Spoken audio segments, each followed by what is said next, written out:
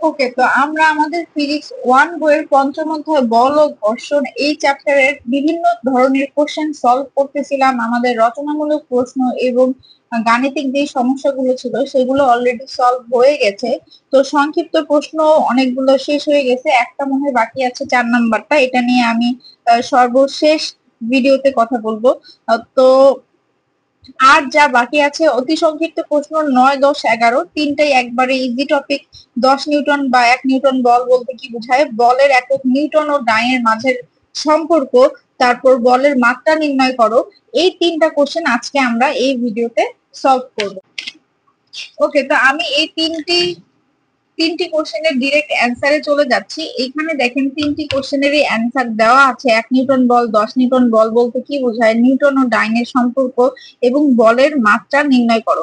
তো আমি আগে বলের মাত্রাটা দেখাই দেই। আমরা জানি যে বল আমরা F = ma এই সমীকরণ দ্বারা প্রকাশ করব, ঠিক আছে? তাহলে দেখেন বলের এককটা মাত্রা নির্ণয় করার জন্য আমি আগে বলের এককটা বের করি।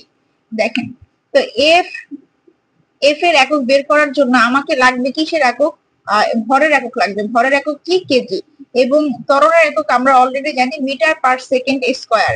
তাহলে আমার বলের একক কি আসবে? KG metre per second square. এবং এইটাকে কিন্তু আমরা এই এককটার যেই মানটা আসছে KG metre per second square কে একসাথে আমরা বলি নিউটন, কিংবা এভাবে লিখলে নিউটন। ঠিক আছে, এই ব্যাপার। তাহলে বলের একক হয়ে গেল নিউটন। তো আমরা বলের একক নিউটন কিংবা KG metre per second square এটা দেখে ফেললাম। আমাদের কোশ্চেনে আসবে যে বলের মাত্রা লেখো। তো বলের মাত্রা লেখার জন্য আমরা এইখান থেকেই বলের মাত্রাটা বের করব। মাত্রা বের করার জন্য আমরা জানি দুই পাশে দুইটা থার্ড ব্র্যাকেট দিতে হয়। এবং মাত্রার জন্য আমি আপনাদেরকে শিখতে বলেছিলাম যে ভরের মাত্রা এবং দৈর্ঘ্যের মাত্রা এবং সময়ের মাত্রা, এই তিনটা মাত্রা জানলেই আমরা অনেক ধরনের মাত্রা বের করতে পারবো, তাই তো? তো ভরের মাত্রা ছিল ক্যাপিটাল এম, তারপর দৈর্ঘ্যের মাত্রা ছিল ক্যাপিটাল এল, এবং আমার সময়ের মাত্রা ছিল ক্যাপিটাল টি। ঠিক আছে, তো এটা যদি হয় তাহলে আমি জাস্ট এগুলা বসায় দেন। ভরের জন্য ক্যাপিটাল এম, মিটার দৈর্ঘ্যের জন্য ক্যাপিটাল এল, এবং সময় যা আছে উপরে যা আছে পাওয়ার সেটা দিয়ে then M L T inverse two. এই তো আপনার বলের মাত্রা বেরিয়ে আসলো। ঠিক আছে, দেখেন এখানে ঠিক এইভাবেই বলের মাত্রাটা কিন্তু বের করছে। ভর গুণন ত্বরণ, ভর গুণন বেগ বাই সময়, ভর গুণন সরণ বাই সময় স্কয়ার একবারে ভেঙে লিখছে। আপনারা চাইলে ডিরেক্ট লিখতে পারেন কিংবা এইভাবে ভেঙেও লিখতে পারেন। ওরা একবারে দেখাই দিচ্ছে যে ভর গুণন ত্বরণ। আমি যেমন ডিরেক্ট লিখে দিলাম না ত্বরণের মাত্রা direct metre per second square, তারা দেখাইছে ত্বরণ মানে হলো বেগ বাই সময়, বেগ মানে সরণ বাই সময়, সরণ বাই সময়। তো বেগ বাই সময়, বেগের থেকে আসছে সরণ বাই সময়। তো নিচে যখন বেগের জন্য সরণ বাই সময় এবং আগে আরেকটা সময় ছিল, সেখানে সময়টা স্কয়ার হয়ে গেছে। ঠিক আছে, এইরকম করে দেখাইছে, একবারে ভেঙে দেখাইছে। এম এ, তারপর এম এ মানে কি? এ মানে হলো ভি, ভি বাই টি। তো ভি মানে কি? আবার ভি মানে হলো আমার আগে টি টি এর জায়গায় থাকলো, ভি মানে আবার এস বাই টি। তাহলে M S T inverse two.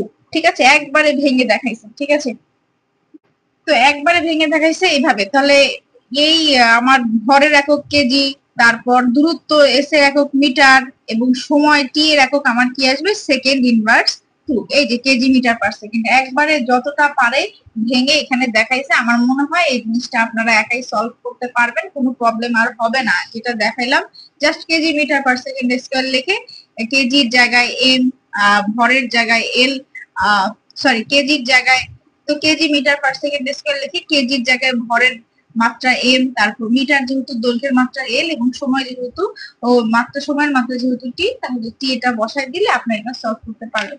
ঠিক আছে, তো এরকম একটা কোশ্চেন আপনাদের থাকে। তো এইখানে আরেকটা চ্যাপ্টারের আসলে চাপের মাত্রা এটা ছিল, আরেকটা চ্যাপ্টারের চাপ। ঠিক আছে, তো চাপের মাত্রাটাও এখানে দেখায় দেওয়া আছে। এটা আরেকটা কোশ্চেনের যেহেতু এটার সাথে রিলেটেড, একসাথে দেখায় দেওয়া আছে।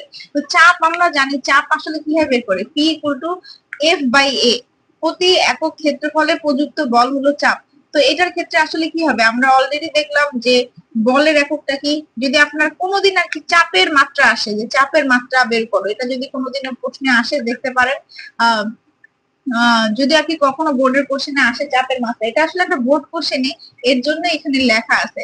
তো আমরা অলরেডি বলের মাত্রা কি পাইছি, KG metre per second square, metre per second square. তো আর ক্ষেত্রফলের মাত্রা কি, চাপে আমি একটু বলে দিচ্ছি, এটা কিন্তু বল এবং নিচের এটা কিন্তু ক্ষেত্রফল, ঠিক আছে। প্রতি একক ক্ষেত্রফলে প্রযুক্ত বলই হলো চাপ। তাহলে নিচে ক্ষেত্রফলের একক মিটার স্কয়ার, একটা একটা কাটা যাবে, একটা মিটার কাটা যায়, নিচে একটা মিটার থাকবে, ঠিক আছে, একটা একটা থাকবে, এখানে একটা থাকবে, একটা একটা কাটা যাবে। তাহলে মিটার ইনভার্স 1, সেকেন্ড ইনভার্স 2, এটা আপনার চাপের একক।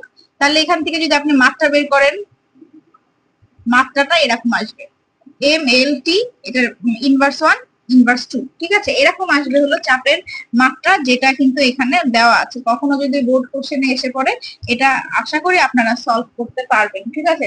তো এই গেল বলের মাত্রা, চাপের মাত্রা, যা এখানে দেওয়া আছে সুন্দর করে। তো আরেকটা ব্যাপারে চলে যাই, সেটা হলো 1 নিউটন বল এবং 10 নিউটন বল বলতে আমরা আসলে কিভাবে কি বুঝবো। দেখেন 1 নিউটন বল, আমাদের নিউটনের বাবাজির সূত্র কি, এম এ। তো আমাকে বলছে যদি এটা 1 নিউটন বল হয়, এই বলটা হবে 1 নিউটন। তো দেখেন এটা যদি 1 নিউটন হইতে হয়, তাহলে অবশ্যই এই ভরও হইতে হবে 1 কেজি এবং ত্বরণও হইতে হবে কি 1 মিটার পার সেকেন্ড স্কয়ার। না হলে এক একটি কিন্তু এক হবে না। তার মানে এটা যদি 1 নিউটন বলে দেয়, আপনি বুঝতে পারতেছেন এটাও 1 কেজি হবে এবং এটাও কিন্তু 1 মিটার পার সেকেন্ড স্কয়ার হবে। তাহলে দেখেন কিভাবে লিখবেন, যে পরিমাণ বল 1 কেজি ভরের কোন বস্তুর উপর প্রযুক্ত হয়ে এই 1 মিটার পার সেকেন্ড স্কয়ার ত্বরণ সৃষ্টি করে, সেই বলকে 1 নিউটন বলে। ঠিক আছে, একবারই সিম্পল হিসাব, আপনি জাস্ট এফ এর মানটা 1 নিউটন ধরে এখানে এমন জিনিস বসাবেন যাতে এক এককে একই হয়। তো এক এককে তো এক ছাড়া, এই এক হওয়ার জন্য তো এক এবং এক গুণন করা ছাড়া তো আর কোনো উপায়ও নাই, তাই না। তো আপনি সুন্দর করে এটা একবার নিজে আর কি বুঝে তারপর এটা দিয়ে সুন্দর করে লিখে দিবেন সংজ্ঞাটা, যে যে পরিমাণ বল 1 কেজি ভরের উপর, 1 কেজি ভরের কোন বস্তুর উপর প্রযুক্ত হয়ে কত ত্বরণ 1 মিটার পার সেকেন্ড স্কয়ার ত্বরণ সৃষ্টি করে তাকে 1 নিউটন বল বলে। ঠিক আছে, এখান থেকে আসছে। তো একই সেম ইস্যু যদি মনে করেন এই এফ ইকুয়াল টু এম এর মান, এই এফ ইকুয়াল টু এম এর সমীকরণের এফ এর মান কত, নিউটনের মান কত, 10 নিউটন, 10 নিউটন দেওয়া আছে। এখন আপনি দেখেন যদি আপনি 10 নিউটন বানাতে চান, তাহলে আপনার কি করতে হবে, এটা যদি 10 বানাতে চান, হয়তো বা আপনাকে ভর ধরতে হবে 10 কেজি এবং ত্বরণ ধরতে হবে 1 মিটার পার সেকেন্ড স্কয়ার, কিংবা আপনার ভর ধরতে হবে 1 কেজি এবং ত্বরণ ধরতে হবে 10 মিটার পার সেকেন্ড স্কয়ার, তাই না। তাহলে আপনার কি হবে, আপনার 10 এককে 10 মিলবে এবং 10 এককে 10 মিলে যাবে। তো যে কোনো একটা আর কি আপনাকে 10 ধরতে হবে। তো এখানে দেখেন কোনটা ধরছে, এখানে দেখেন ধরছে যে পরিমাণ বল 10 কেজি ভরের বস্তুর উপর প্রযুক্ত হয়ে 1 মিটার পার সেকেন্ড স্কয়ার ত্বরণ সৃষ্টি করে তাকে 10 নিউটন বল বলে।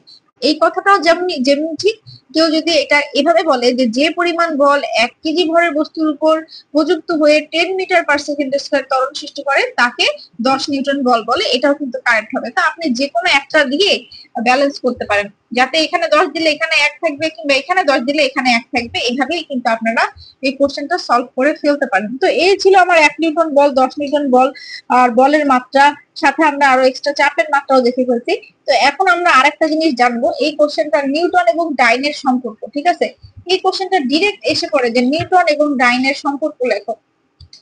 তো নিউটন এবং ডাইন এই দুইটা আসলে ভিন্ন ধরনের একক, কিন্তু দুইটাই কিসের একক, দুইটাই আসলে বলের একক। ঠিক আছে, আমরা মাঝে মাঝে সেন্টিমিটার মিটারের সম্পর্ক বা এরকম বিভিন্ন জিনিসের সম্পর্ক দেখি না, যে 100 সেন্টিমিটার মানে হলো 1 মিটার, এইভাবে। তারপর 1000 মিটার, 1000 মিটার মানে হলো 1 কিলোমিটার। এই যে এইভাবে যে বিভিন্ন সম্পর্ক দেখি, সেরকমই বলের দুইটা একক নিউটন এবং ডায়ের মাঝখানে, নিউটন এবং ডাইনের মাঝখানে একটা সম্পর্ক আছে, এবং সম্পর্কটা আপনারা ডিরেক্ট মুখস্থ করবেন, 1 newton equal to 10 to the power 5 dyne, 10 to the power 5 dyne, কিংবা 5টা শূন্য আর কি, একের পরে 5টা শূন্য ডাইন।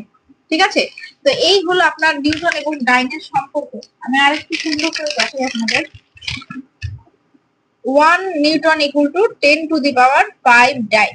এটা আপনাকে একটু মনে রাখতে হবে যে 10 এর উপর 5 দেওয়া আছে, মানে আসলে একের উপর 5টা শূন্য, এটাই 1 নিউটন ইকুয়াল টু এত ডাইন, এটা কিংবা এটা। এটা যদি কখনো আসে, আপনারা এটা 1 newton equal to 10 to the power 5 dyne এতটুকু দিয়ে দিবেন, আপনার কোশ্চেন সলভ হয়ে যাবে। তো এই গেল আমার 4টা নিউটন সংক্রান্ত সূত্র। একটা হলো নিউটনের বল, 1 নিউটন বল, 10 নিউটন বল, নিউটন ও ডাইনের সম্পর্ক, আর একটা হলো বলের মাত্রা কিংবা চাপের মাত্রা। দেখেন একটা ভিডিওতে আমরা কতগুলো টপিক সম্পর্কে জানলাম। 1 নিউটন বল কি, 10 নিউটন বল কি, নিউটন এবং ডাইনের সম্পর্ক কি, বলের মাত্রা কি, চাপের মাত্রা। তো আমরা আশা করি এরকম যদি অতি সংক্ষিপ্ত কোশ্চেন গুলো যদি এসে পড়ে, তাহলে যাতে আমাদের 2 মার্কও যাতে মিস না চলে যায়। ঠিক আছে, তো এই ছিল আজকের আলোচনা। আমরা নেক্সট ভিডিওতে আমাদের এই চ্যাপ্টারের 2টা ম্যাথ বাকি আছে, যেটা F = ma এবং ত্বরণের ম্যাথ দিয়ে হয়ে যাবে। এই ম্যাথটা আমরা করে ফেলবো। ঠিক আছে, তো সবাই ততক্ষণ পর্যন্ত ভালো থাকি, সুস্থ থাকি এবং ফিজিক্স পড়তে থাকি।